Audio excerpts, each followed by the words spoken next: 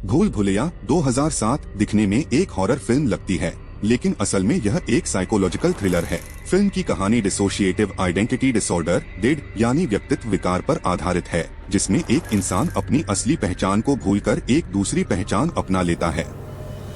विद्या बालन के किरदार अवनी को यह मानसिक समस्या होती है, जिससे वह अपने अंदर मंजुलिका नाम की दूसरी शख्सियत को जीने लगती है। तो सवाल ये है, कैसे आती है यह बीमारी? यह बीमारी ज्यादातर गहरे मानसिक आघात ट्रॉमा की वजह से होती है। जब कोई व्यक्ति बचपन में या जिंदगी के किसी पड़ाव पर कोई भारी मानसिक तनाव सहन नहीं कर पाता, तो उसका दिमाग एक रक्षा तंत्र डिफेंस मैकेनिज्म विकसित कर लेता है।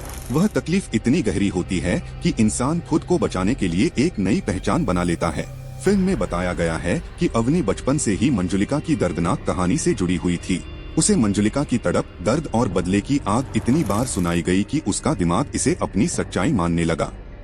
धीरे धीरे यह भावना इतनी गहरी हो गई कि अवनी का असली व्यक्तित्व दब गया और मंजुलिका की पहचान हावी हो गई। इस बीमारी के लक्षण क्या होते हैं?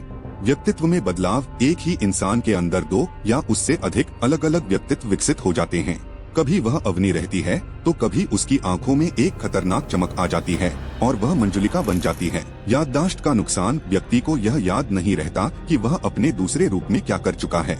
अवनी को यह भी पता नहीं होता कि मंजुलिका के रूप में उसने क्या किया। अचानक व्यवहार परिवर्तन। कभी वह शांत, समझदार और प्यारी लड़की होती है तो अगले ही पल गुस्से से भरी हुई भयावह रूप में बदल जाती है। हाव भाव और भाषा में अंतर। जैसे फिल्म में जब अवनी मंजुलिका बनती है तो उसकी आंखें गुस्से से लाल हो जाती हैं, उसकी आवाज बदल जाती है और वह बंगाली में बोलने लगती है।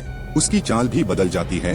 अब वह एक आम लड़की नहीं बल्कि एक दर्द से भरी हुई आत्मा की तरह लगती है। क्या इस बीमारी का इलाज संभव है?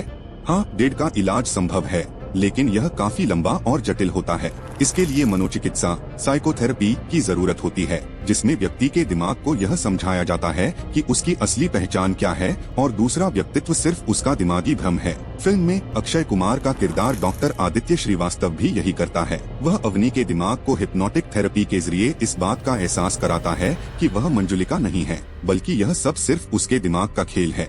यह सीन इतना शक्तिशाली और रोमांचक है कि दर्शकों की सांसें थम जाती हैं। क्या सच में अवनी वापस आ पाएगी या फिर मंजुलिका उसे हमेशा के लिए अपने कब्जे में ले लेगी? भले ही फिल्म में कई हॉरर सीन थे, लेकिन अंत में यह साफ हो जाता है कि यह कोई भूत प्रेत की कहानी नहीं थी। यह पूरी तरह से मानसिक विकार साइकोलॉजिकल डिसऑर्डर पर आधारित थी, जिसमें एक व्यक्ति अपने अंदर ही एक नया व्यक्तित्व बना लेता है। यही वजह है कि भूल भुलैया को एक साइकोलॉजिकल थ्रिलर माना जाता है, न कि पूरी तरह से एक हॉरर फिल्म।